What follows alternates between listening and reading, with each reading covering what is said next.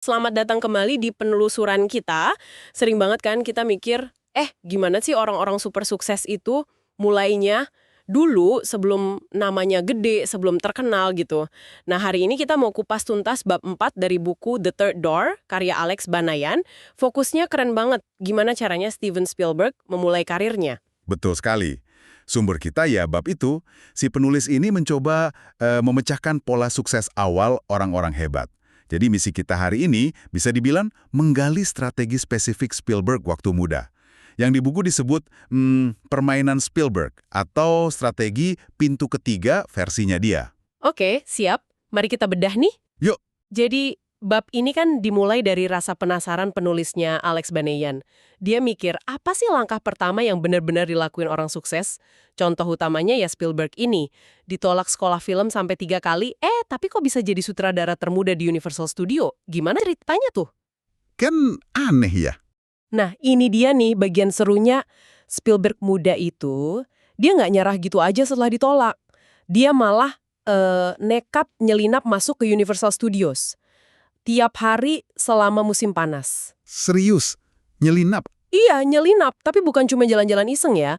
Dia ngamatin proses syuting, belajar, bahkan sampai bisa dapat pas keamanan nggak resmi gitu. Terus nempatin kantor kosong, pura-pura jadi ya kayak eksekutif lah. Wah, itu sih benar-benar butuh nyali gede ya. Pura-pura jadi eksekutif pula. Tapi kan itu belum bikin dia jadi sutradara kan? Apa titik baliknya? Titik baliknya itu film pendek profesional pertama yang dia bikin susah payah. Judulnya Emblem.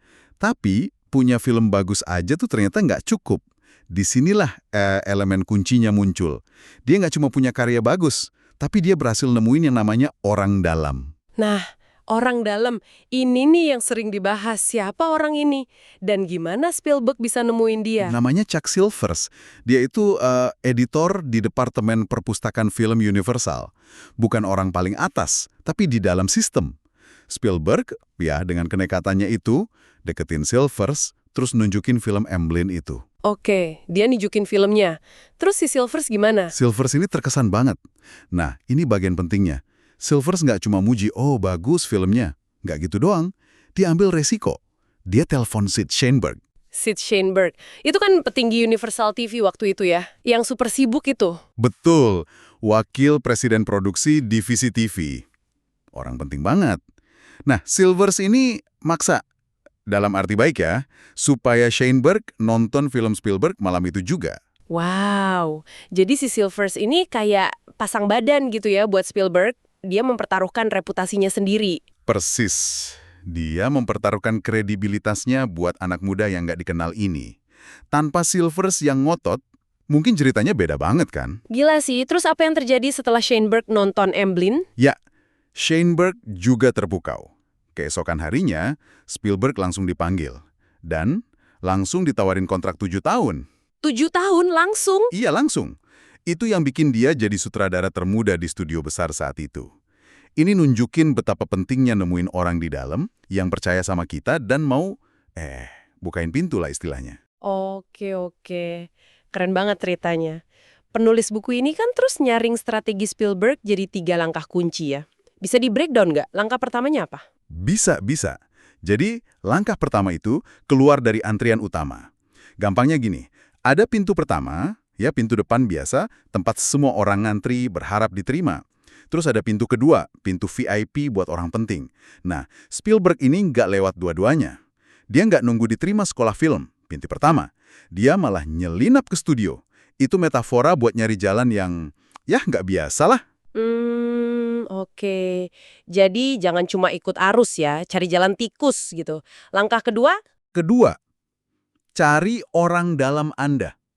Maksudnya, begitu Anda udah masuk ke lingkungan target, bisa secara fisik kayak Spielberg, atau ya secara jaringan, cari orang di dalam yang punya pengaruh. Nggak harus yang paling top, kayak Chuck Silvers ini. Dia bukan bos besar, tapi punya akses dan yang penting, mau bantu. Nah, orang kayak gini kuncinya. Menarik, jadi nggak harus langsung ke yang paling atas. Cukup cari yang bisa bantu dari dalam. Terus langkah ketiga? Ketiga, minta bantuan spesifik ke orang dalam itu. Ini bukan sekedar, tolongin dong, gak gitu. Spielberg kan bikin Silvers terkesan dulu pakai Amblin. Terus Silvers ngelakuin tindakan spesifik, bikin Sheinberg nonton film itu. Jadi minta bantuan yang jelas, yang bisa dipakai si orang dalam buat nyambungin kita ke level berikutnya. Oke, jadi ini lebih dari sekedar networking biasa ya. Lebih terencana dan butuh keberanian juga ya. Kayak misi intelligence dikit, tapi pertanyaannya, apa ini cuma berlaku kalau kita punya bakat sekelas Spielberg? Di buku ini dibahas nggak sih? Nah, itu poin penting.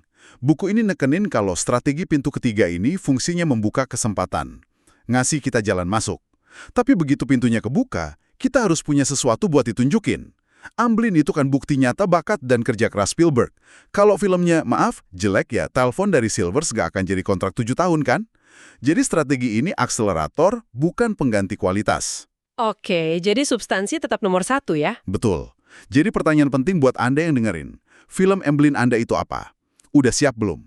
Karya atau kemampuan apa yang bisa Anda tunjukin? Begitu ada kesempatan, begitu pintu itu kebuka. Wah, dalam juga tuh pertanyaannya. Jadi, apa nih artinya buat kita semua? Yang mungkin lagi merintis sesuatu. Strategi Spielberg ini nunjukin pentingnya inisiatif ya, dan berani cari jalan lain. Iya, inisiatif, kecerdikan, dan keberanian buat nggak terima jawaban tidak, atau nggak terima kalau cuma ada satu jalan. Menolak anggapan bahwa jalur konvensional itu satu-satunya cara. Bener sekali. Dan mungkin sebagai penutup ya, buat direnungkan, strategi pintu ketiga ini kan keren banget buat ngebobol pintu yang kayaknya ketutup rapat. Tapi, coba kita pikir lagi deh. Apakah tujuannya itu cuma sekedar berhasil masuk? Atau yang lebih penting itu justru apa yang kita lakukan, apa yang kita buktikan setelah kita berhasil ngelewatin pintu itu? Kayak Spielberg dengan karya-karyanya. Bener juga. Jadi bukan cuma soal masuknya, tapi soal apa yang kita bawa setelah masuk. Nah, itu dia. Sesuatu buat Anda pikirkan lebih lanjut.